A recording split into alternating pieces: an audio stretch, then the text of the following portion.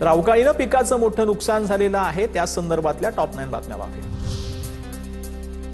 परभणी, लातूर, बीड, धाराशिव, वर्ध्यामध्ये अवकाळी पावसाचा तडाखा। गहू, ज्वारी, हरभऱ्याचं पीक भुईसपाट, कांदा, आंबा, द्राक्ष बागांनाही मोठा फटका।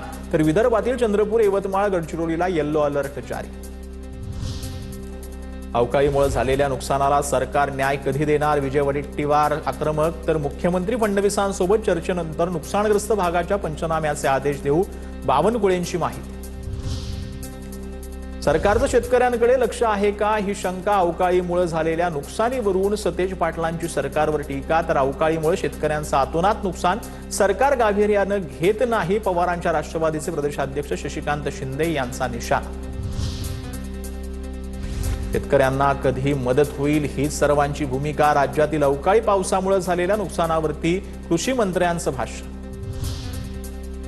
बीडच्या परळी तालुक्यामध्ये अवकाळी पाऊस, अवकाळीमुळे शेतकऱ्यांच्या पिकांचं मोठं नुकसान। तात्काळ पंचनामे करून नुकसान भरपाई देण्याची शेतकऱ्यांची मागणी। नांदेडमध्ये वादळी वाऱ्यासह अवकाळी पाऊस, गहू, ज्वारी, हरभरा, आंब्यासह इतर पिकांचं नुकसान। शेतकऱ्यांचे प्रचंड नुकसान, तात्काळ पंचनामे करून भरपाई देण्याची मागणी। राज्यात आज आणि उद्या हलक्या पावसाचा अंदाज। हवामान विभागाकडून विदर्भ, मराठवाडा आणि मध्य महाराष्ट्रात हलक्या पावसाची शक्यता। चंद्रपूर, यवतमाळ आणि गडचिरोलीला पावसाचा येलो अलर्ट।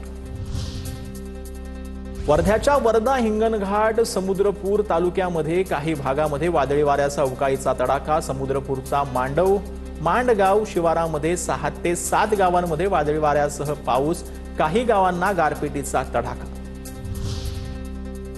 बीड जिल्ह्यातील बहुतांश भागामध्ये अवकाळी पावसाचा मोठा फटका। माजलगाव तालुक्यातील बहुतांश भाग काल आणि आज सकाळी वादळी वाऱ्यासह आलेल्या अवकाळी पावसानं मोठं नुकसान झालंय। ज्वारी, हरभरा या पिकांचं, फळबागांचं नुकसान झालेलं आहे।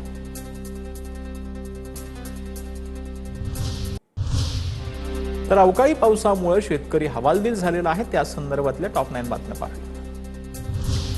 लातूर जिल्ह्यालाही अवकाळी पावसाचा तडाखा। पावसामुळे पिकांचं मोठ्या प्रमाणात नुकसान। गहू, हरभरा, ज्वारी पिकं भुईसपाट। रेणापूर आणि अहमदपूर तालुक्यांना अवकाळीचा सर्वाधिक तडाखा। परभणी जिल्ह्यातील काही भागात वादळी वाऱ्यामुळे पिकं झोपली। काही भागात हलक्या स्वरूपाचा अवकाळी पाऊस, कापून शेतात ठेवलेला हरभराही भिजला। हरभऱ्याची वळी झाकण्यासाठी शेतकऱ्यांची धावपळ। धाराशिवमध्ये अवकाळी पावसाचा तडाखा। पावसामुळे बागेतच द्राक्ष सडण्याची भीती। द्राक्षाला तडे जायला सुरुवात। द्राक्षाला तडे गेल्यास बाजारभावामध्ये 30 ते 40% नुकसान।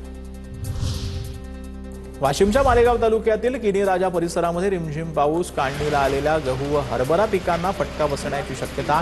शेतकऱ्यांमध्ये भीतीचं वातावरण जे आहे ते पाहायला। धुळ्यातील वडेल शिवारामध्ये रानडुकरांचा हैदोस पाहायला मिळतोय। रानडुकरांच्या वावरामुळे शेतीचं मोठं नुकसान झालंय। आनंदा मोरे यांच्या केळीच्या बागेच्या रानडुकरांकडून नुकसान करण्यात आलंय। 5000 केळींच्या झाडांची नासधूस केलेली आहे। शेतकरी हवालदिल आहे। वाशिम जिल्ह्यामध्ये अनेक ठिकाणी सोलार पंपांच्या दुरुस्तीतील विलंबामुळे शेतकरी त्रस्त आहे। वादळी वाऱ्यामध्ये नुकसान झालेल्या सोलार पंपांचं साहित्य बदलून देण्यात न आल्यानं अनेक पंप बंद आहेत। ऑनलाईन तक्रारी करूनही प्रतिसाद मिळत नाही। वाशिम जिल्ह्यातील बाजार समित्यांमध्ये हरभऱ्याला हमी भावापेक्षा कमी दर आहे। हरभऱ्याला बाजारात 4800 ते 5200 रुपये प्रति क्विंटल रुपयांचा दर आहे। यवतमाळच्या वणीमध्ये बाजार समितीमध्ये शेतकऱ्यांच्या आत्महत्येचा प्रयत्न। गुणवत्तेचा कापूस नाकारल्यानं शेतकऱ्यांचा संताप। मनसे तालुका अध्यक्षांच्या सतर्कतेमुळे मोठा अनर्थ टळला।